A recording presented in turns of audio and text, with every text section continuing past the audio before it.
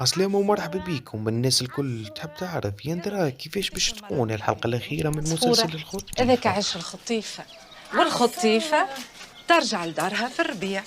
كيفاش باش تكون الحلقة الأخيرة من مسلسل الخطيفة. بالنسبة لفاروق هو اللي باش يوصل يامنا للعرس، لكن يامنا مش باش تاخو جمال على خاطر باش يدخل يوسف، ويوسف باش يرى فاروق شادد يامنا، باش تدخل الأمور بعضها وباش تصير عركة كبيرة في وسط العرس.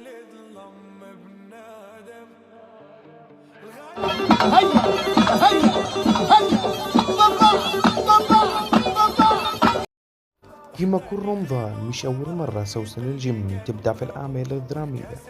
نعرف اللي الأمور زادت تعقدت والعباد قلقت، تحب تعرف يندرى فاروق باش يرجع له مولي. سوسن الجمني اختارت عنوان خطيفة، هو ملخص للعمل الكل.